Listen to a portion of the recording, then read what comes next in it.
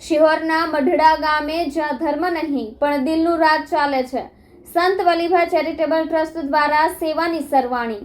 ભાવનગર જિલ્લાના સિહોર તાલુકાનું ગામ અને પાલીતાણા નજીક આવેલું મઢડા ગામ આજે એક ઉમદા ઉદાહરણ અને દાતૃત્વ કોમી એખલાસનું ઉત્તમ ઉદાહરણ બની રહ્યું છે।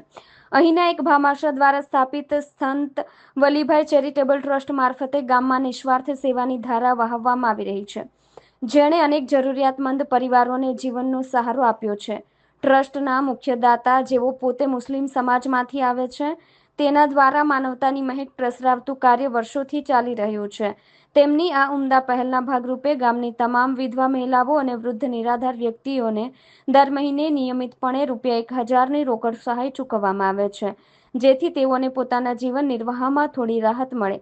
શિક્ષણનું મહત્વ સમજીને ટ્રસ્ટ દ્વારા દર વર્ષે શાળાના તમામ વિદ્યાર્થીઓને નવા યુનિફોર્મ પૂરા પાડવામાં આવે છે। ગામની જરૂરિયાતને ધ્યાનમાં રાખીને અવારનવાર વિવિધ ચીજવસ્તુઓનું વિતરણ પણ કરવામાં આવે છે। આ જ કડીમાં આજે ટ્રસ્ટ દ્વારા ગામની મહિલાઓને સાડીઓ સહિતની જીવન જરૂરિયાતની ચીજવસ્તુઓનું વિતરણ કરવામાં આવ્યું હતું।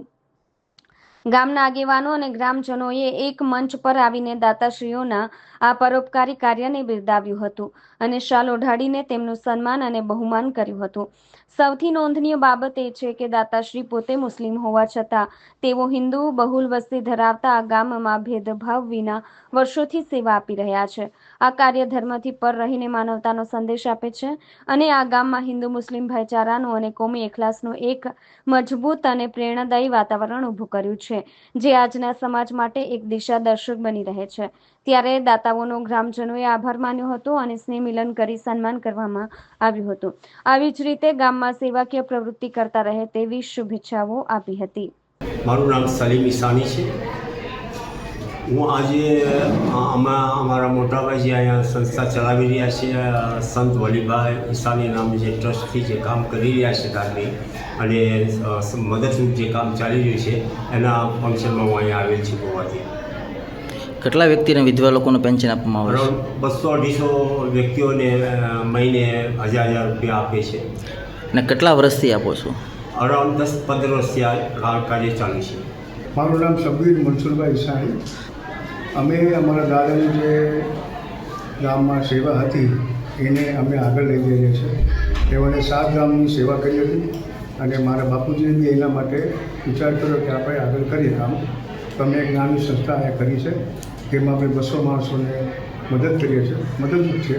એમના ઘરે અમે રાશનો, બ્લેન્કેટો, ચપ્પલો, જે બી એમની જરૂરિયાત હોય તે અમે એમને પૂરા પાડીએ છીએ। આપણા દ્વારા પેન્શન પણ આપવામાં આવે છે, મહિને કેટલા વ્યક્તિને આપવામાં આવે છે